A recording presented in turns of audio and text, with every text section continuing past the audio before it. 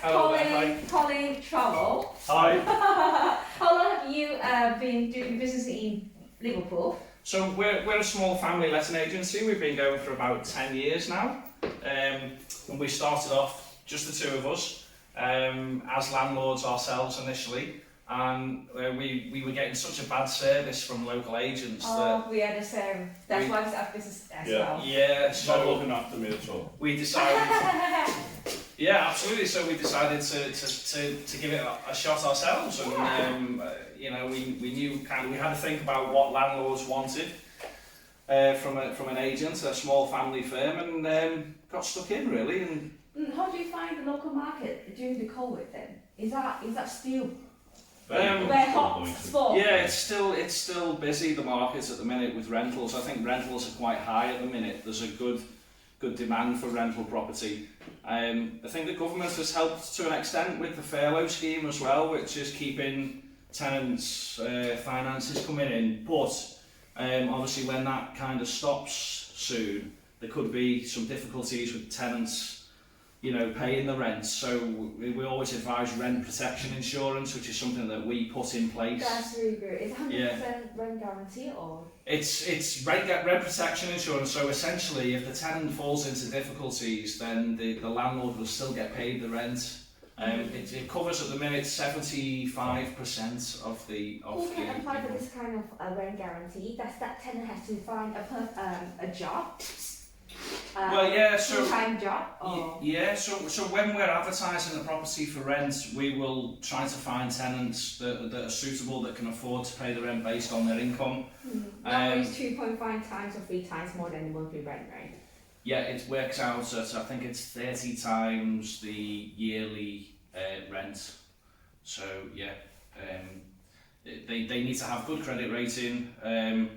I guess the thing is as well with credit rating, I mean, anyone could not pay the rent. It doesn't, if you pass the references. You mentioned that everyone's at risk. I mean, now it's COVID, you can't predict what's happening next. Sure, even got a job now for 10 years, you might. Who knows what's around the corner, and who knows what's coming, as I say, when the furlough ends. But the rent protection will allow you 75% of the full rent value for as long as 8 months. Now the interesting thing at the minute is you've got landlords need to give 6 months notice if they want to evict the tenant. That's crazy, because that's gone from 2 months to 6 months. Section 8 would have been 2 weeks, so you could have in the past given someone just 2 weeks notice. Now there's such a backlog and a delay with the courts that you could end up with someone moving into the property. They could be literally moving and not pay rent for 12 months. I know. So many case studies. Yeah, so that's why we've said, look, we'll give our landlords this rent protection. It's included with your management fee. Really good. Myself and Dad will meet the tenants and keep an eye on the property, inspect it. So your landlords are essentially getting the full package. Rebecca, 可以講一講I think our investors are very concerned about the crime rate in Liverpool and this reputation that there's so many crime happening in Liverpool. Can you tell me about more what you feel about Liverpool? Okay. Yes, we did have a reputation of being pretty bad at crime. Yeah. You know, if you bumped into somebody, you might get shot. So, that doesn't happen now. They tend to knife you instead. But I'm only joking. Liverpool now, since 1985, has become the second most popular place to visit in the UK for tourists. Yeah. And that's purely down to many years ago we had riots here, and then there was a lot of money pumped into the area, and we had more and more hotels, and there's massive development in the city. And that's reduced the crime rate. You know, the police are excellent, there's very little trouble in the city centre of an evening. And yes, we have got idiots out there, but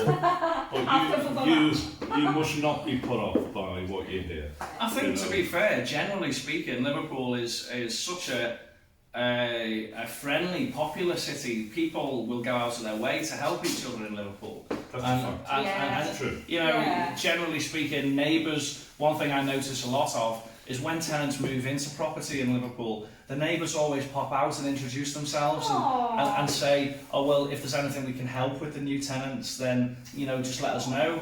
So you do get a really close community. I guess there's going to be trouble and crime in every city, but generally speaking, Liverpool's a really good city to be in, and there's always something going on in Liverpool. There's always events. Always. Yeah, I've seen it, like cycling, British cycling, a lot of events for the city. And by your local knowledge about Liverpool, what do you predict about the future growth of the property in Liverpool? Well, we're moving into a difficult time in terms of the economy next year, I think, obviously with the COVID and that the world's gone through a difficult time. But I think, in all honesty, we don't quite know exactly what's going to happen next year yet. Nobody quite knows what's going to happen with property prices. But I do think that there is currently a bit of a boom happening in Liverpool. There's a lot of demand. There's a lot of demand for rentals. There's a lot of investment. Well, it's not just the capital gains you've got to consider. I think there's things like licensing schemes as well, which I think that Liverpool used to have a licensing scheme, but it's recently been dropped. So that saves landlords something like, I think it was. I heard that in L32 you still have the license.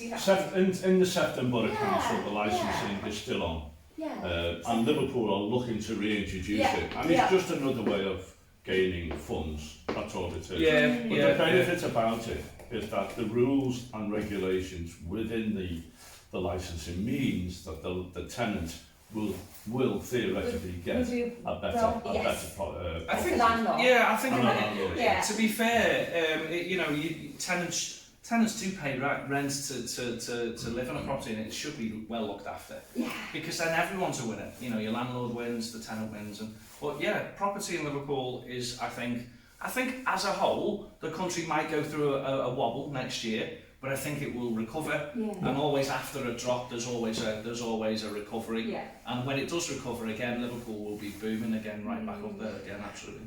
Any specific area you recommend to our investor that is a high demand for the rental property? I ask this And the tips? every day, every single day, people say to me, "Where's the best place to buy?" So it really depends. With Liverpool, I would say on the house and on the street. You can be in one area and walk out and go around the street, and it's not so nice. And you can be in one area that isn't great, and then around the corner is fantastic. So it depends on the property. It depends on the amenities, schools, park, motorway. Look at the type of tenant that you're going to get for the area. Is it, if you can, the key is, I think you can make it work in any area. If you get a nice deal on a property, if the price is right and there's opportunity for a good tenant, and you found a good agent, someone who can find you good people and look after your property, that's vital. You need good boots on the ground. You can make it work in any area, really. There's no specific.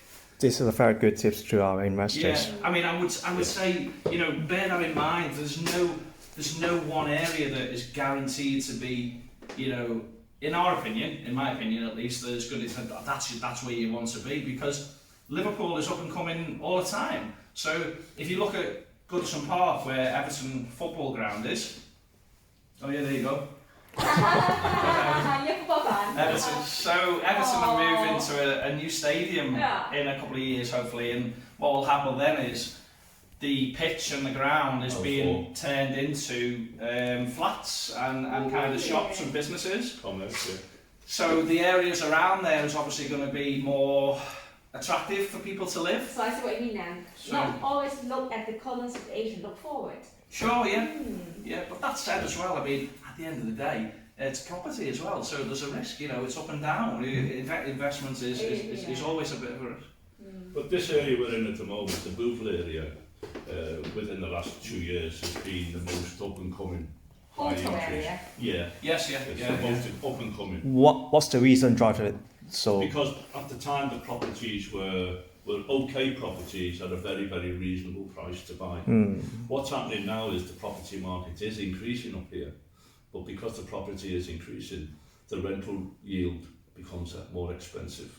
So people won't buy a house as cheap as they used to do a few years ago, but it's still very, very competitive compared to like Manchester and extremely competitive compared to places like Birmingham and London.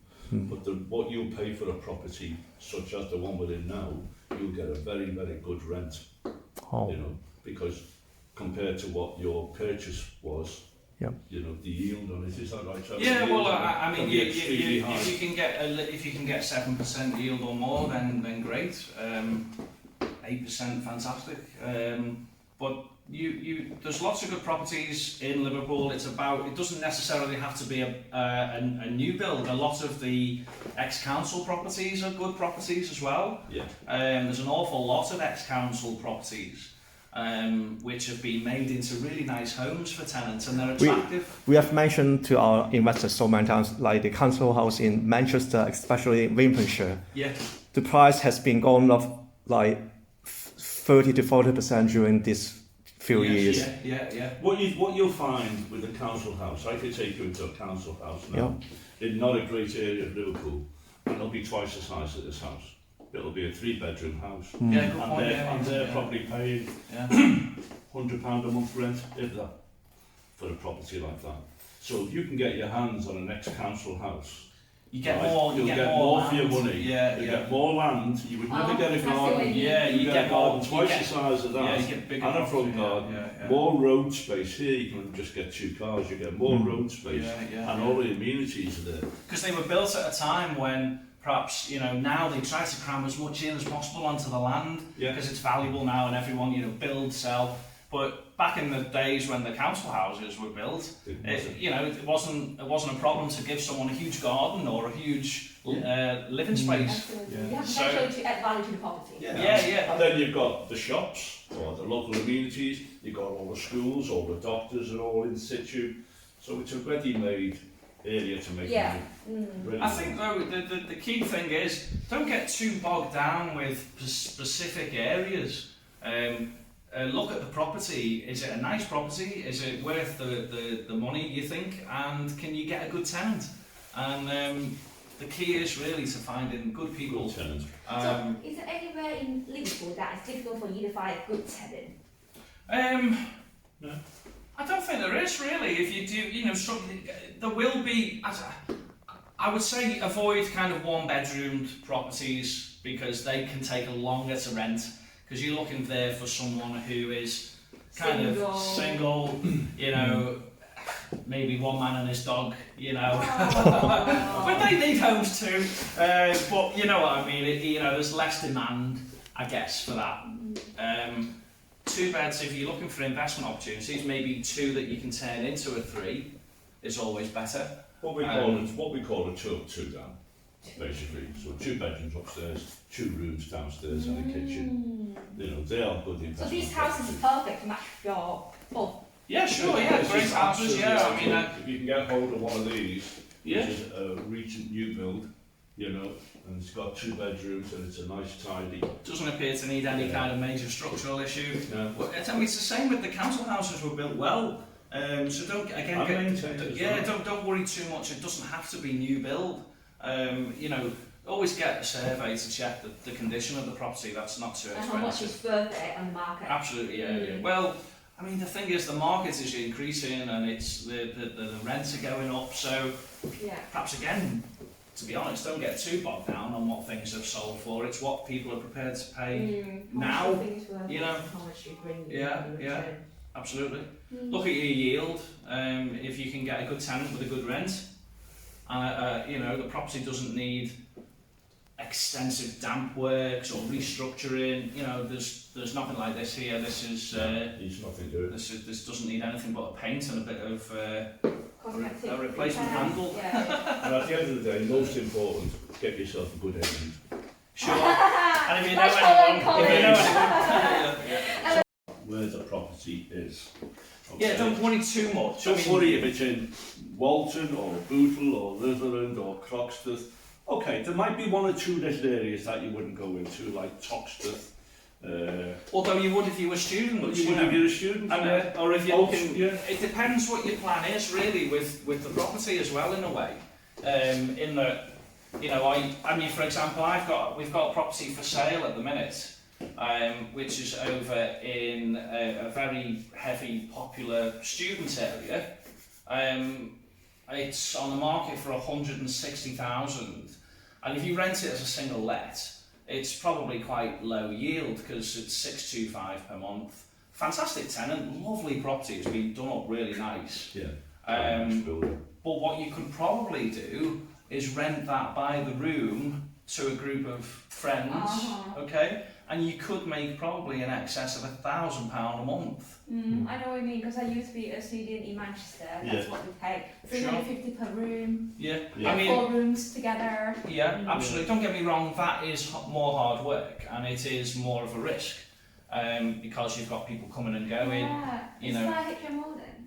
Yes, it's like HMO. You don't need to. I think you know to you can have up to a certain number of people before it becomes a HMO. Yeah. So there's a bit in between. Yeah. But you know, if you that kind of property, you could rent, and that's in a very heavily student area. You know, you wouldn't perhaps spend that money if you were looking to rent it on a single, like as in this one, to a single perhaps couple or family. But if your objection is to try and get a group, So I groups see of what you people, mean. so Depends on your targeted sure, rent, tenants. it can depend. You know what you're looking for to do. Are you looking to kind of buy the property and maybe rent it for a few years and then sell it? Are you looking to sell it straight away? Or are you looking to keep it as a long-term kind of pension? It depends on kind